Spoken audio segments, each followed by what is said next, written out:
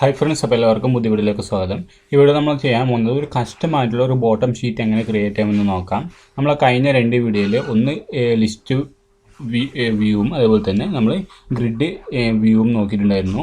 Custom bottom sheet എന്താണെന്ന് അറിയാത്തവർക്ക് വേണ്ടി പറയാം. ഞാനിവിടെ ക്ലിക്ക് ചെയ്യുമ്പോൾ ഒരു ഷീറ്റ് വരുന്നതാണ് നമ്മൾ കസ്റ്റം ബോട്ടം ഷീറ്റ് എന്ന് പറയുന്നത്. ഇതൊരു കസ്റ്റം ബോട്ടം ഷീറ്റാണ്.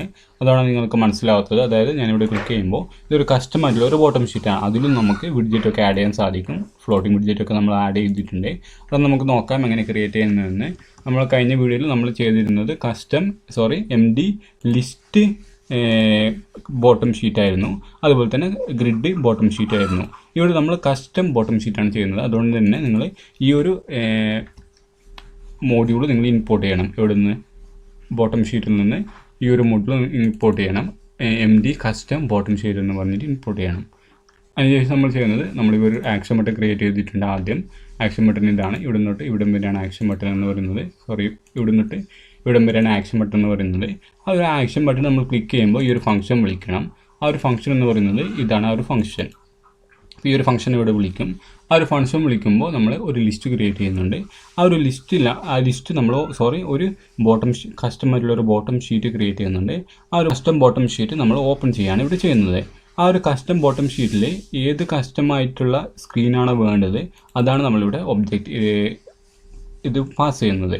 അതിനുവേണ്ടി നമ്മൾ ഫാക്ടറി എന്ന് പറഞ്ഞിട്ടുള്ള ഒരു ഫയലാണ് ഉപയോഗിക്കുന്നത്. അതിനുവേണ്ടി നിങ്ങൾ ചെയ്യേണ്ടത് സിമ്പിളായി തന്നെ kiwi.factory import kiwi ഫാക്ടറി എന്ന് പറഞ്ഞിട്ട് കൊടുക്കുക. അപ്പോൾ നമ്മൾ കസ്റ്റമായിട്ട് ഉള്ള ഒരു വിഡ്ജറ്റ് ക്രിയേറ്റ് ചെയ്തിട്ടുണ്ട്. നിങ്ങളിവിടെ നോക്കാം. അത് ക്രിയേറ്റ് ചെയ്യുന്നതെന്ന് ചോദിക്കുകയാണെങ്കിൽ ഒരു ലിസ്റ്റാനും അതുപോലെ തന്നെ ഒരു മോർ ദാൻ ഇടുക. അതിൻ്റെ നടുക്ക് നമുക്ക് വേണ്ടുള്ള ഒരു പേര് എഴുതുക. അതായത് ഈ ഒരു കസ്റ്റം എന്ന് പറഞ്ഞിട്ടുള്ള പേര് നമുക്ക് എന്ത് വേണം കൊടുക്കാവുന്നതാണ്. ഞാനിവിടെ കസ്റ്റം എന്ന് പറഞ്ഞിട്ട് കൊടുത്താണ്. അതുപോലെ തന്നെ ആ ഒരു കസ്റ്റം എന്ന് പറഞ്ഞിട്ടുള്ള ആ ഒരു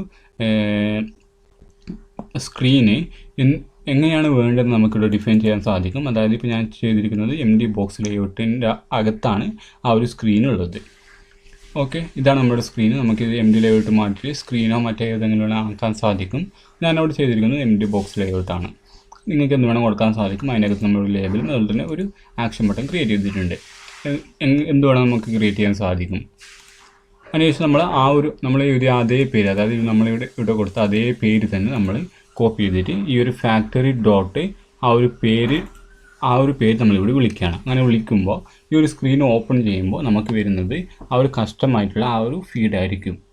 ഓക്കെ ഫ്രണ്ട്സ്, ഈ വീഡിയോയിൽ ഇത്രയേ ഉള്ളൂ. വീഡിയോസ് ഇവിടെ ലൈക്ക് ചെയ്യുക, ഡിസ്ലൈക്ക് ചെയ്യുക. സംശയം കമൻറ്റ് ബോക്സിൽ ചോദിക്കുക. അവിടെ ഞാൻ ഉത്തരം തരുന്നതായിരിക്കും.